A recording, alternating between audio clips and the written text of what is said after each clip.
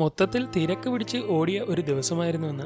Welcome to day 101 of build a dream house in 730 days. കുറച്ചുനാൾ മുമ്പ് നമ്മൾ ഒരു ഗീവ് അവേയുടെ വീഡിയോ ഇട്ടിട്ടുണ്ടായിരുന്നു. എന്നാൽ അതിന്റെ അപ്ഡേറ്റ് ഒന്നും കിട്ടാത്തത് കൊണ്ട് ഗീവ് അവേ നമുക്ക് സ്പോൺസർ ചെയ്ത ടീമിനോട് കാര്യം തിരക്കിയപ്പോഴാണ് അതിന്റെ നറുക്കെടുപ്പും സമ്മാനം കൊടുപ്പും ഒക്കെ കഴിഞ്ഞ കാര്യം ഞാൻ അറിയുന്നത്. സത്യത്തിൽ ഞെട്ടിപ്പോയി. നറുക്കെടുപ്പ് നടന്ന കാര്യമൊന്നും ഇതുവരെ ഞാൻ അറിഞ്ഞിട്ടുണ്ടായിരുന്നില്ല. അവരാരും അറിയിച്ചതുമില്ല. ചെറിയ പയ്യന്മാർ നടത്തുന്ന ഒരു സംരംഭമാണ്. അതുകൊണ്ട് തന്നെ അവർ നമ്മളെ അറിയിക്കുന്നതിനെ പറ്റിയൊന്നും വലിയ കെയർ ചെയ്തിരുന്നില്ല. എന്തായാലും അന്ന് കമന്റ് ഇട്ടവരിൽ നിന്ന് അവർ വിജയിയെ തിരഞ്ഞെടുക്കുകയും അവർക്ക് സാധനം അയച്ചു കൊടുത്തതിന്റെ ഡീറ്റെയിൽസ് ഒക്കെ നമുക്ക് ഇട്ടിട്ടുണ്ടായിരുന്നു. അതോടൊപ്പം നമ്മുടെ സെലേറിയോ രാവിലെ തന്നെ കഴുകി നീറ്റാക്കി സെറ്റ് ചെയ്തു. അതിന്റെ വീലിൽ ബ്ലാക്ക് കളറാണ് അടിച്ചിരിക്കുന്നത്. അതെന്തോ വൃത്തികേട് പോലെ തോന്നിയത് കൊണ്ട് നേരെ തൊട്ടടുത്തുള്ള ഷോപ്പിൽ ചെന്ന് സിൽവർ കളർ പെയിന്റ് വാങ്ങി നേരെ വരികയും വീൽ കപ്പൊക്കെ അഴിച്ചു വെച്ച ശേഷം അതിലൊക്കെ പെയിന്റ് അടിച്ച് നല്ല നീറ്റ് ആക്കുകയും ശേഷം പ്രൊമോട്ട് ചെയ്യാനുള്ള വീഡിയോ ഒക്കെ എടുത്ത് സെറ്റ് ആക്കുകയും അത് എഡിറ്റ് ചെയ്ത് നമ്മുടെ സോഷ്യൽ മീഡിയ പേജുകളിലേക്ക് അപ്ലോഡ് ചെയ്യുകയും ചെയ്തു. അതോടൊപ്പം നമുക്ക് ആവശ്യമുള്ള വണ്ടിയുടെ മറ്റ് പ്രൊമോഷൻസും എല്ലാം ചെയ്ത്